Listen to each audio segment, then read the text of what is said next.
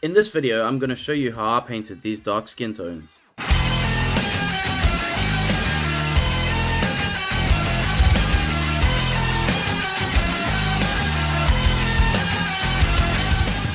Hello, and welcome back to removing the Christmas ornaments from your grandmother's attic. In this video, I'm going to show you how I painted these dark skin tones. Starting off with the paint that I don't normally use, which is scale 75. I'm using the Bosch Chestnut. I'm going to base the whole skin with this. This is going to be my undertone.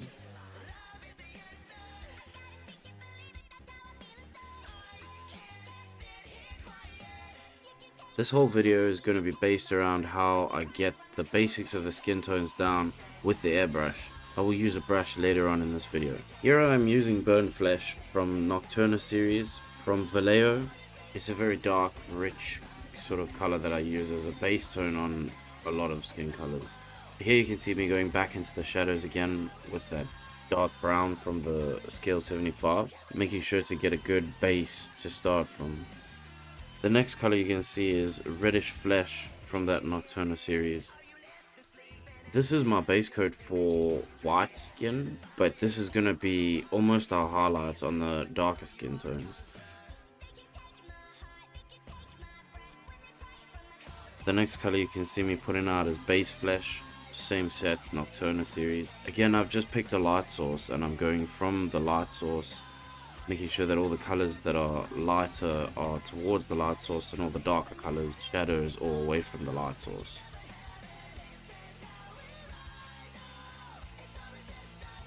So I've taken the head off now and I'm going to start putting a little bit more color variation into this skin.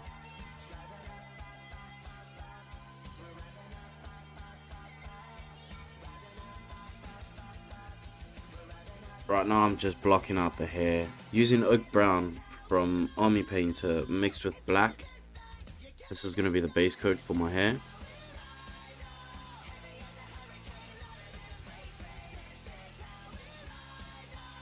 This could have been masked off, but it's quick enough with the brush anyway.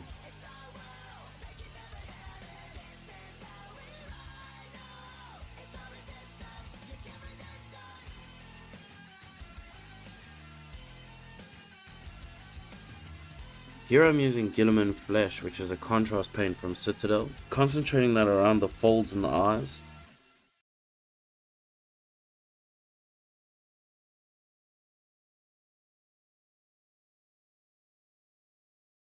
And just underneath the lip and just in that little piece underneath the nose.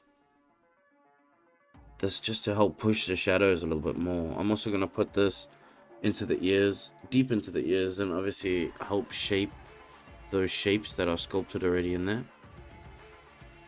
It's not a huge push, but it's enough to make your eye see it looks like it's a little bit deeper. I also use this as an undercoat for when I paint the lips later. So for the lips, I've taken the burned flesh that I used in the beginning and mixed that with a bit of red, something like a deep dark red, which I've used heavy red from Vallejo Game Color. I don't want the lips to be too red, but I do want them to look like they've been either glossed or lipstick or something like that.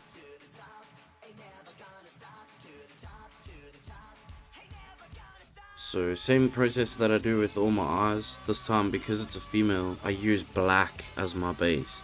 On a male, I'll usually use brown or a dark, sort of closer to grayish brown. But for females, I always use black. So I go in very carefully and make sure that I get the shape of the eye perfectly. This is why the whole eye is colored in. It just makes it easier for me to make sure that the shape of the eye is perfect. This would be slightly larger than what the end result would look like.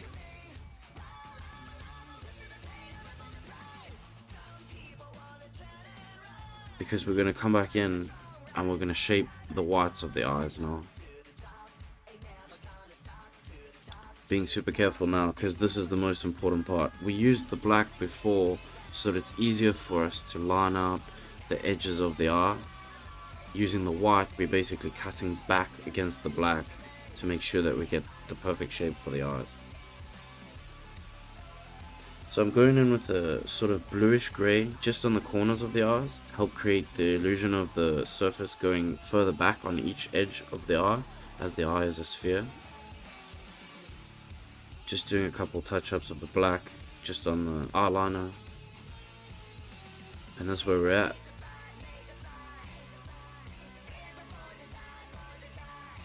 So here I'm putting in the iris. This is probably the most difficult part. You can see here I've already messed it up, and I just went back in with water and rubbed that straight out, moved to the other eye while that one dries. Putting down a dark brown, very, very dark brown for her eyes. Her eyes are going to be sort of a chestnutty kind of color.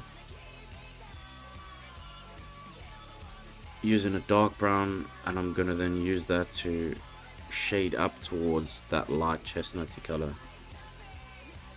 Making sure the shape is as perfect as I possibly can.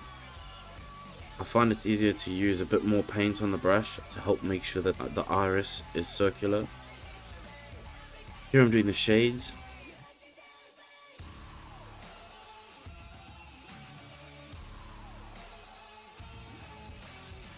This is a dry brush of the hair. This is by no means the end of the hair, but this is a start of me setting up the textures for the hair.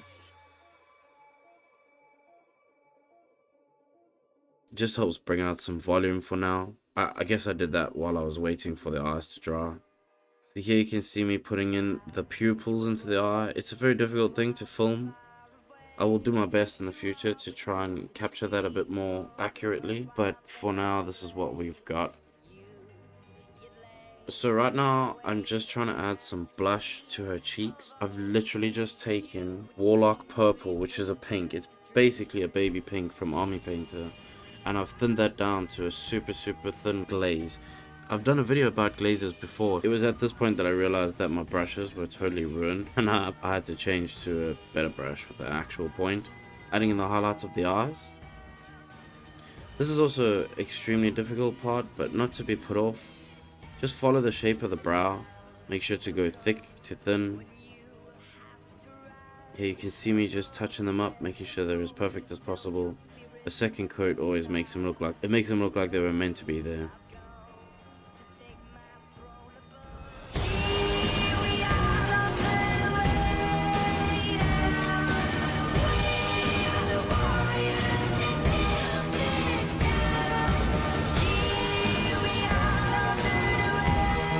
Once again, thank you very much for watching the video. Please make sure to like and suck rice.